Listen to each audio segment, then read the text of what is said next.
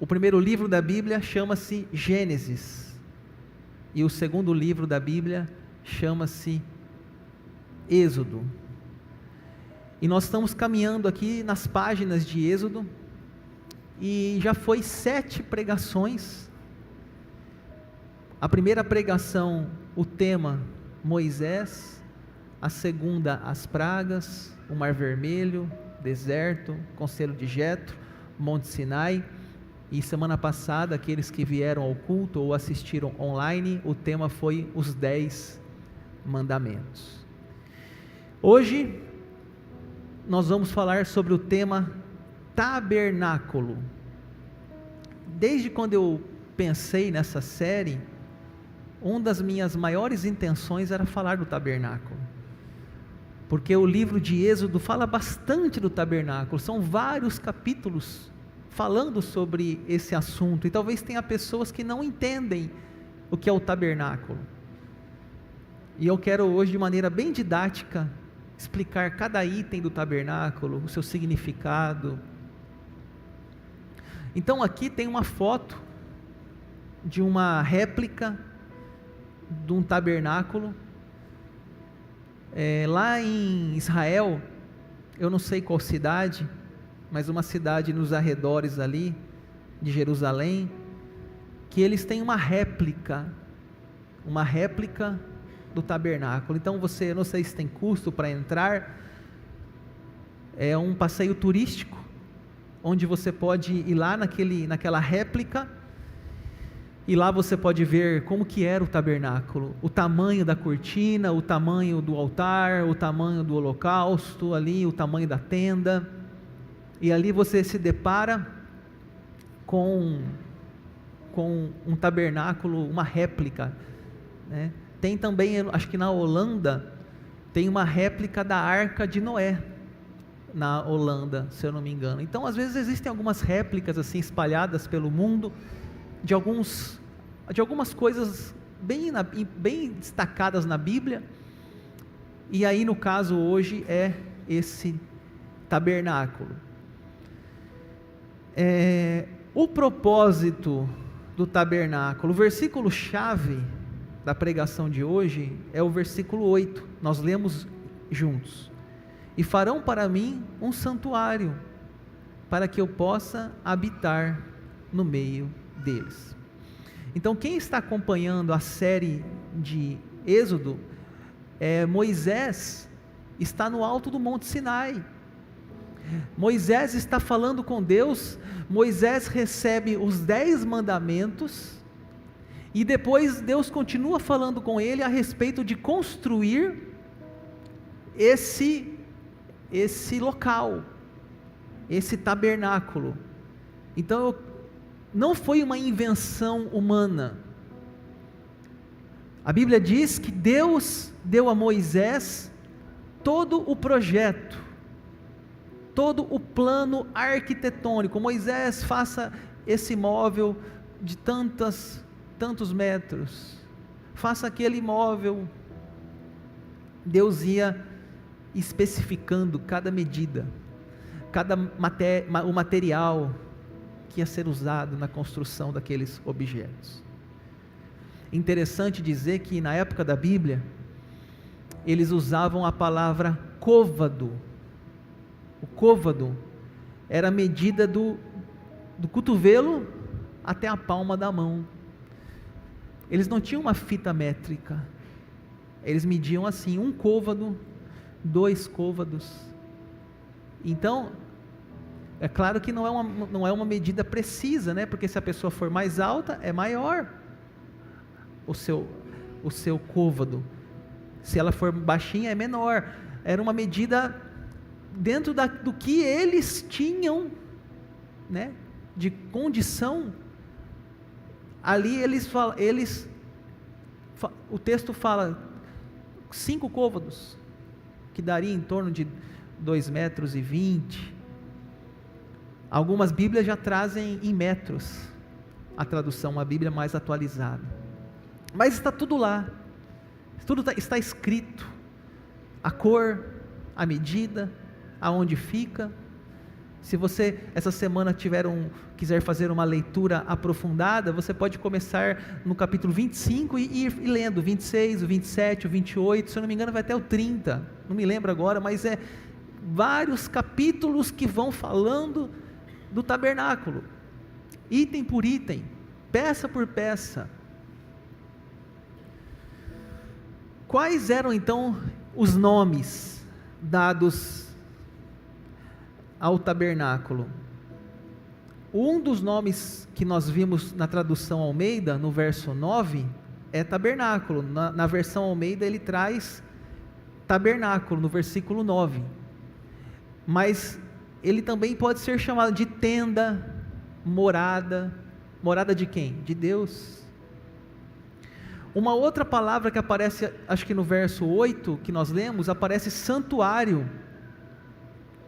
Ou seja, ali é a casa de Deus. Ali é a habitação de Deus, aquele lugar. Um lugar sagrado para Israel. No contexto lá de Moisés, na época de Moisés. E tem um outro nome que aparece, a tenda do testemunho. Porque lá dentro da tenda tinha os 10 mandamentos, tinha as placas da lei, tinha os testemunhos de Deus, então ele também chamada da tenda do testemunho. Como que foi as ofertas para construir esse tabernáculo? O verso 1, que nós já lemos também no começo, fala: disse o Senhor a Moisés, fala aos filhos de Israel que me tragam oferta, de todo homem cujo coração o mover para isso, dele recebereis a minha oferta.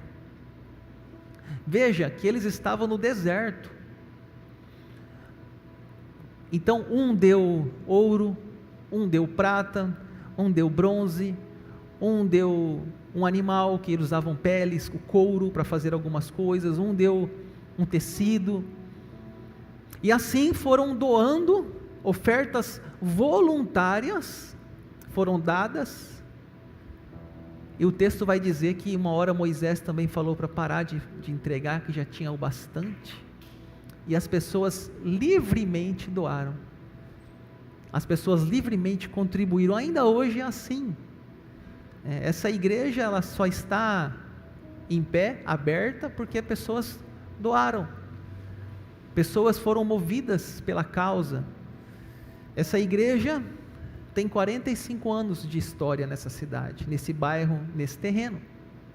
Foi doado o terreno, foi doado os tijolos, alguém doou um recurso, e assim Moisés pediu que eles trouxessem uma oferta, e o povo se moveu, o povo se levantou, e levantaram aquele tabernáculo.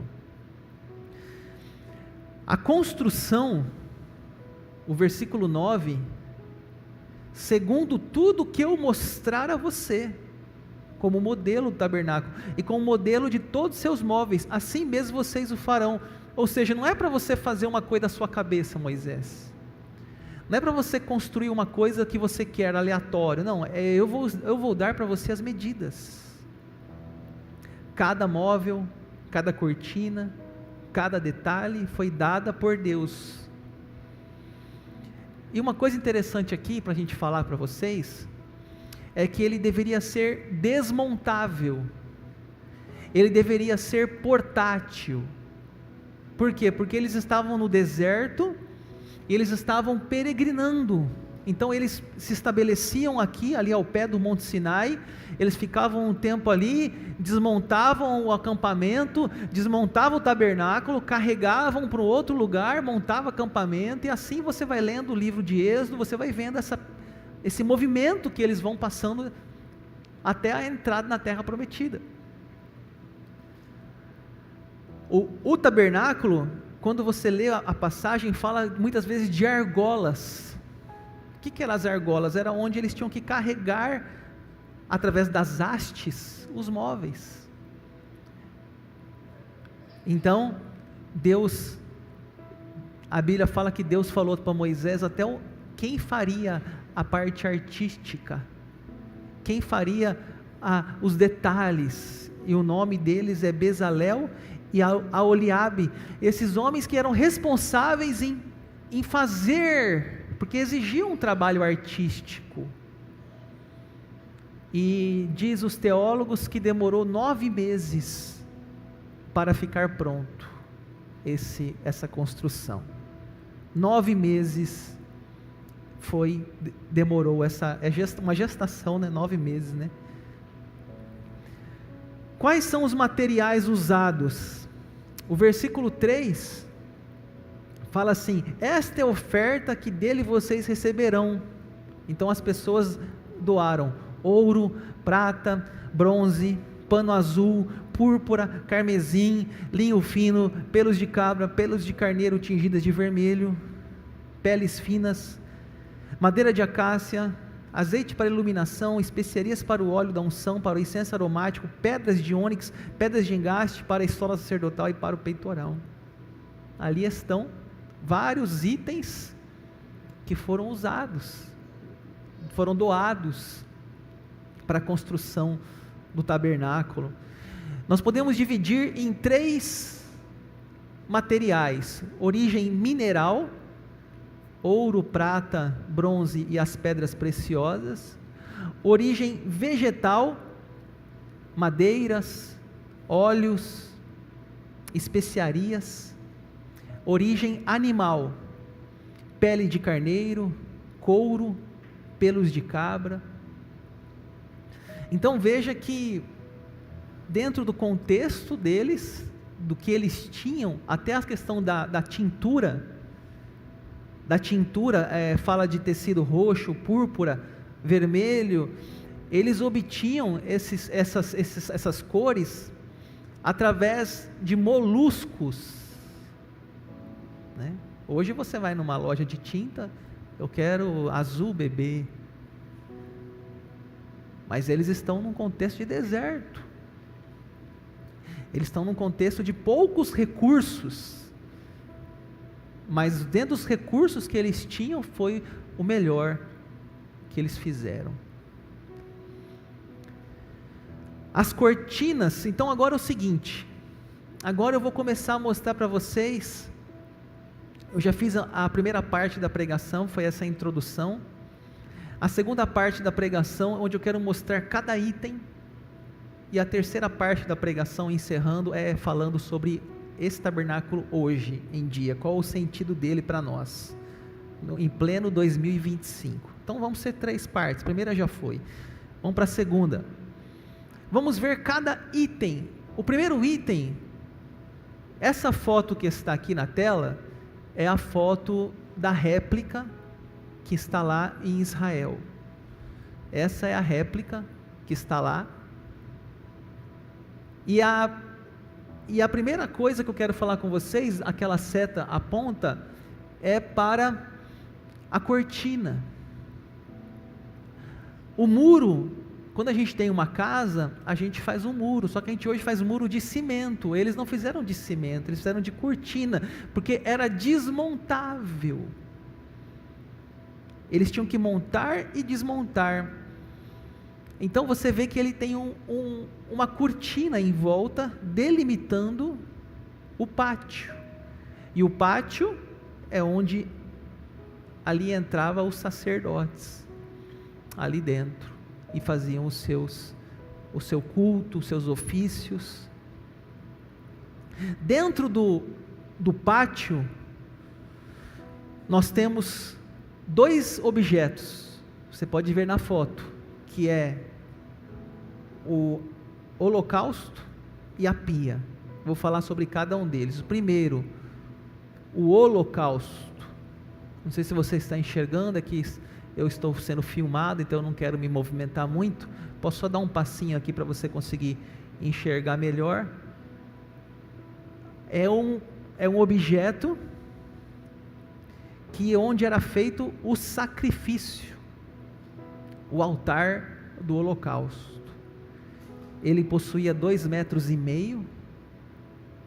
era quadrado, 2,5 por 2,5, e ali o sacerdote oferecia o sacrifício. Como que era esse sacrifício? Quando o ser humano pecava, E os mandamentos dizem: não matarás, não adulterarás, não furtarás, não dirás falso testemunho. Quando o ser humano pecava, ele estava em dívida com Deus.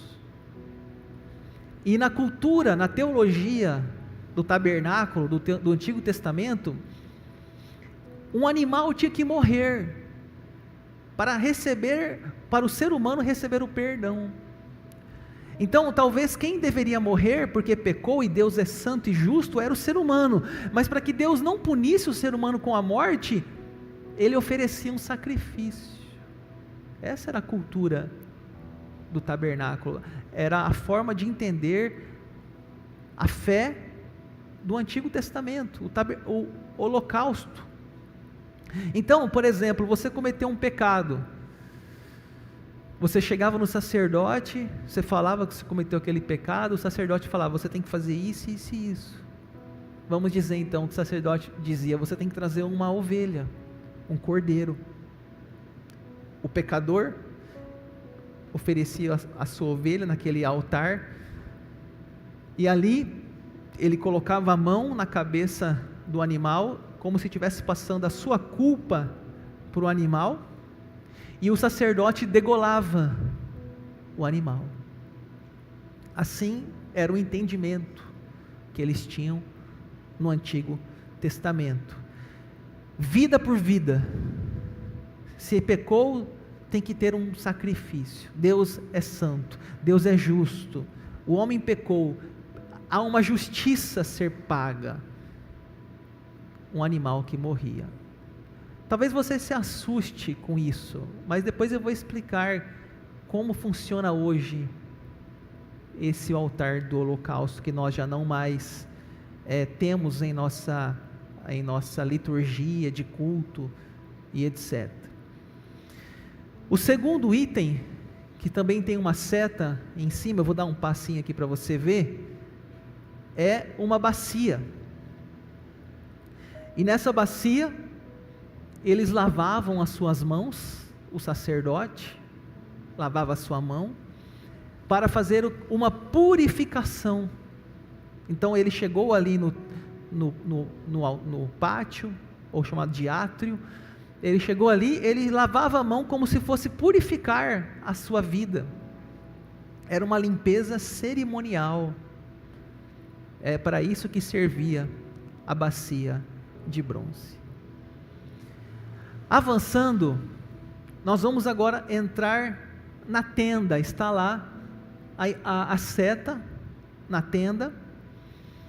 A tenda media 14 metros de comprimento. Aí você fala assim: nossa pastor, mas era pequeno, né? Esse tabernáculo. Sim, porque ali não era para entrar todo o povo. Ali entrava somente os sacerdotes. E eles faziam um revezamento de turno. Não era para toda a população entrar de uma vez lá dentro. Não era essa a ideia. Só naquele lugar só entravam os sacerdotes. Então, a tenda, ela tinha 2 compartimentos. Vou mostrar aqui nessa imagem. Talvez tenha pessoas aqui que já conhecem essa história, mas talvez tenha pessoas aqui que isso tudo é novo.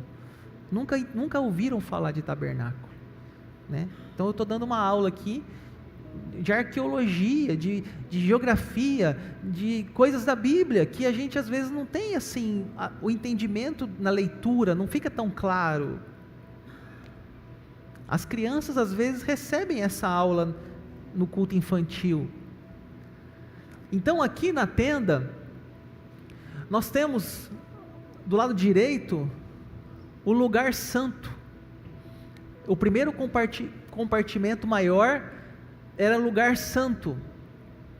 E no segundo compartimento tinha um véu que separava, que ali era um lugar santíssimo. Então dentro da tenda tem 2 compartimentos, e nós vamos ver agora cada parte de cada compartimento, cada item de cada compartimento. Vamos começar no maior, no primeiro, que tem lá a mesa dos pães, o candelabro e o altar de incenso. Vamos ver cada um.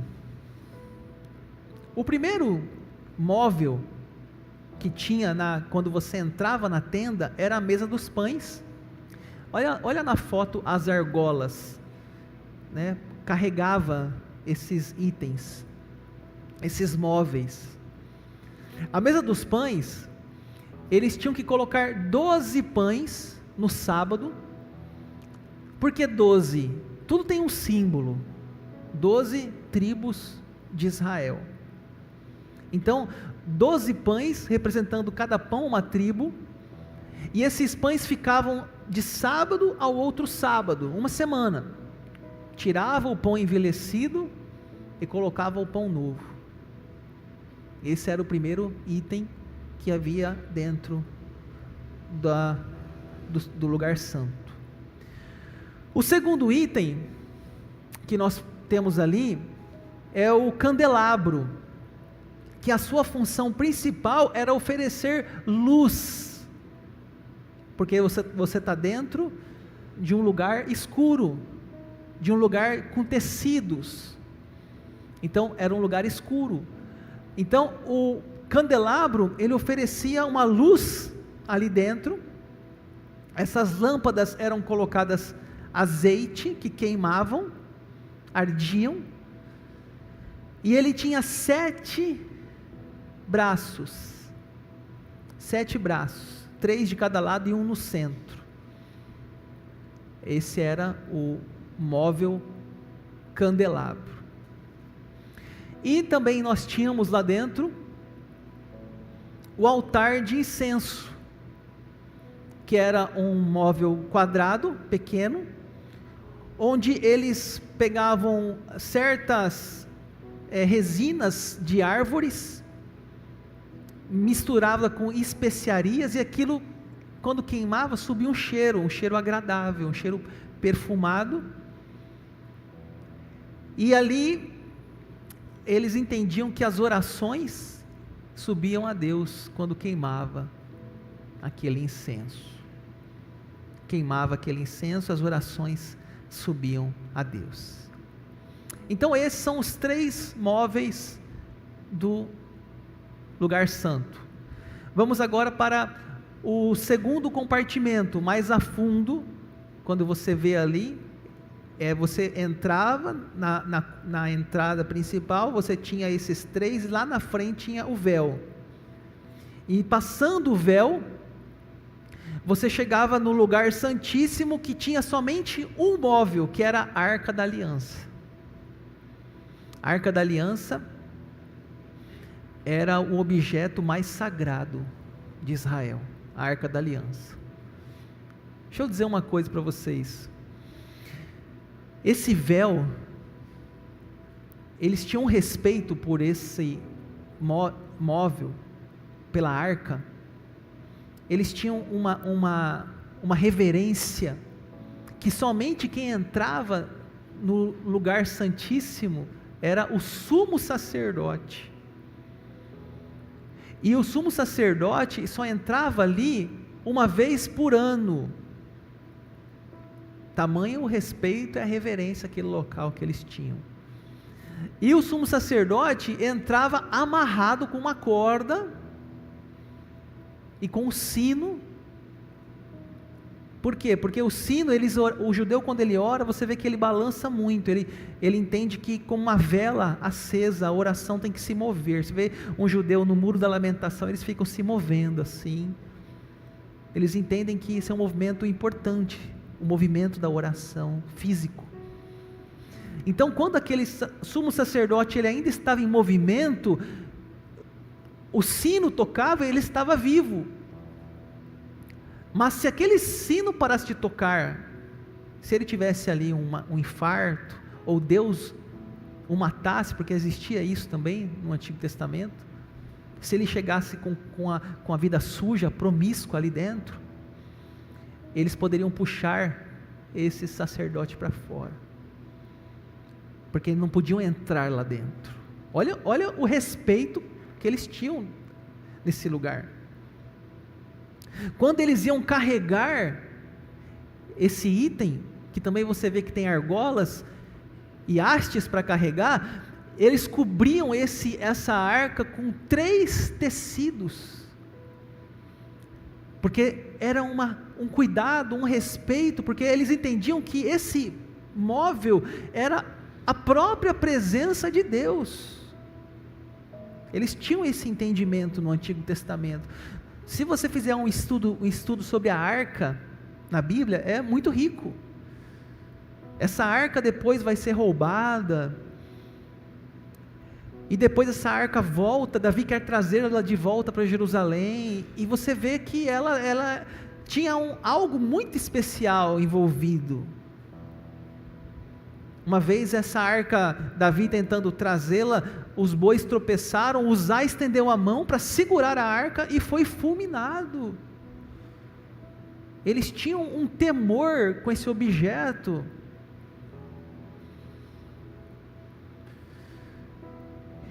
Dentro da arca tinha 3 coisas.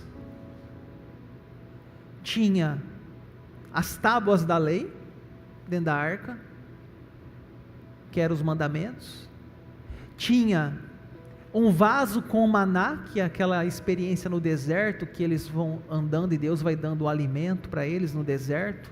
Já pregamos aqui sobre o maná.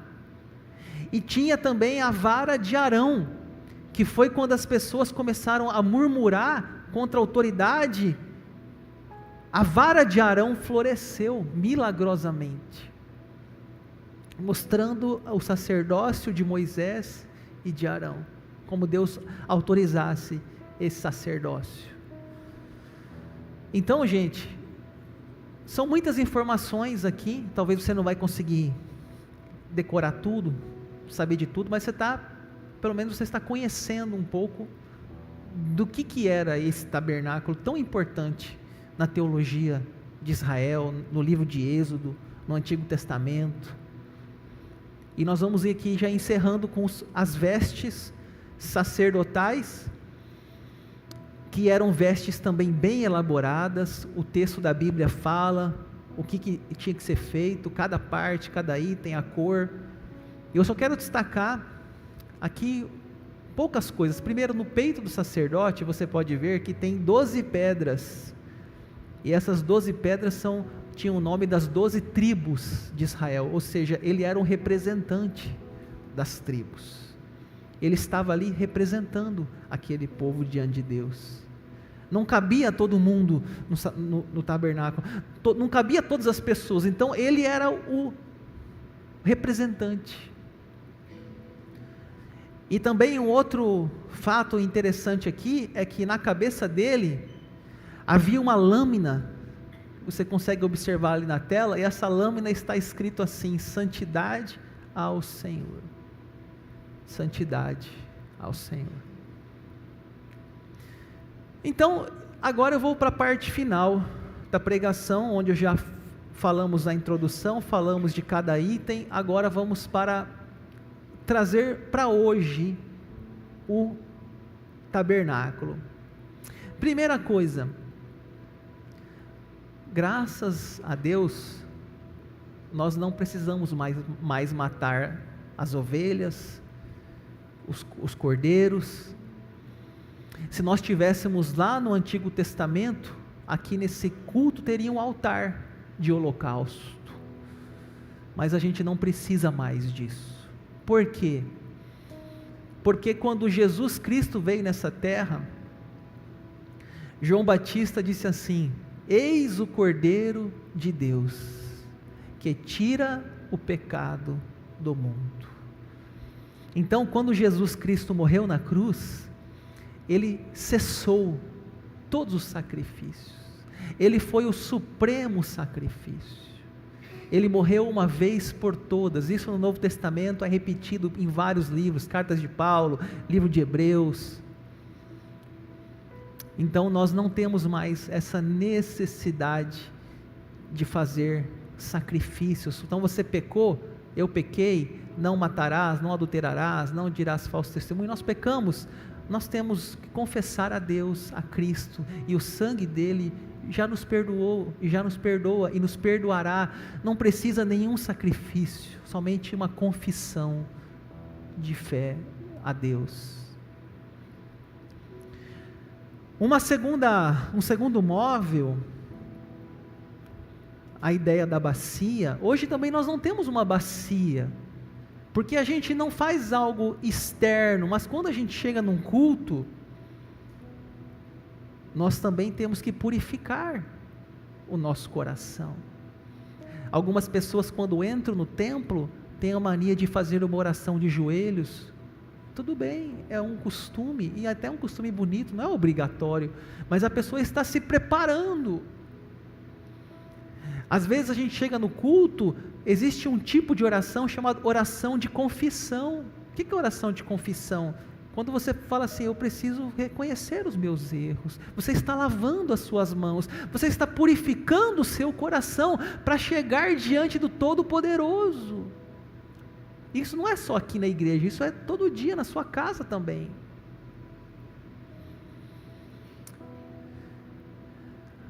A mesa dos pães, também não tem aqui no altar uma mesa com pães,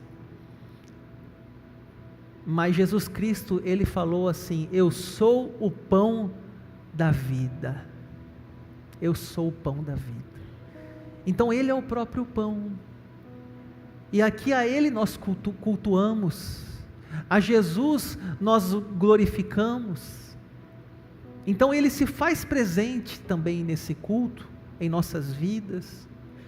Não há necessidade de ter uma mesa de pães, também não há necessidade de ter um candelabro. Aqui no altar não tem nenhum candelabro, e nunca teve, nunca vai ter, porque não é necessário, a não ser que nós façamos um culto aqui, relembrando as crianças, o que era, montemos um protótipo de tudo bem, uma réplica, podemos fazer, mas não é uma coisa que a igreja precise na sua liturgia, porque o candelabro, Jesus também disse, eu sou a luz do mundo, Ele é a luz, nós não precisamos mais de luz, Ele já é a luz. O altar de incenso, que representavam as orações, ainda hoje também nós mantemos a nossa oração quando acordamos, quando vamos dormir, oração aqui no culto, entre uma música e outra, a oração está sempre em nossas vidas. E último, e talvez o destaque mais importante, é que existia ali um véu que separava o lugar santíssimo, e lá tinha a arca, e lá somente o sumo sacerdote podia entrar. Havia um véu que separava, e a Bíblia diz que depois o tabernáculo ele foi replicado em o templo de Salomão, e Salomão fez uma arca, levou a arca lá para o seu templo, e lá diz que quando Jesus morreu na cruz, o véu do templo se rasgou, Mateus 27, 51, o véu do templo se rasgou de alto a baixo, ou seja, Jesus rasgou o véu, agora todos podemos entrar, não precisa de um sacerdote, não precisa do sumo sacerdote, você pode falar com Deus em qualquer lugar, num hospital, na sua casa, num templo, o véu se rasgou, todos temos acesso, você não precisa de um pastor, você não precisa de um apóstolo, você não precisa de um padre, você tem acesso a Deus, olha que privilégio, você pode entrar no Santo dos Santos, qualquer hora,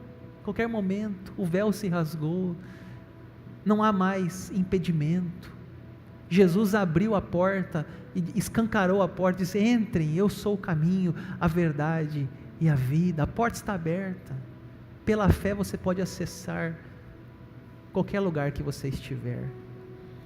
O pessoal do louvor vai se preparar, e eu quero encerrar com uma imagem, olha essa imagem, olha que interessante essa imagem, ela tem no centro o tabernáculo, e ela tem em cima as 3 tribos acampadas, embaixo mais 3 tribos, do lado mais 3 tribos, e do outro lado mais 3 tribos, assim que eles montavam o acampamento, tinha toda uma ordem, não era uma coisa bagunçada, tinha a posição de cada tribo,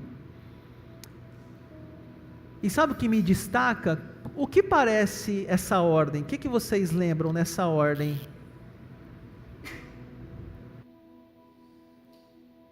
Uma cruz. Uma cruz. Veja quanto já apontava-se para Jesus Cristo. Veja o quanto o tabernáculo já estava nos apontando para essa nova fase, esse novo momento que nós vivemos hoje, a nova aliança.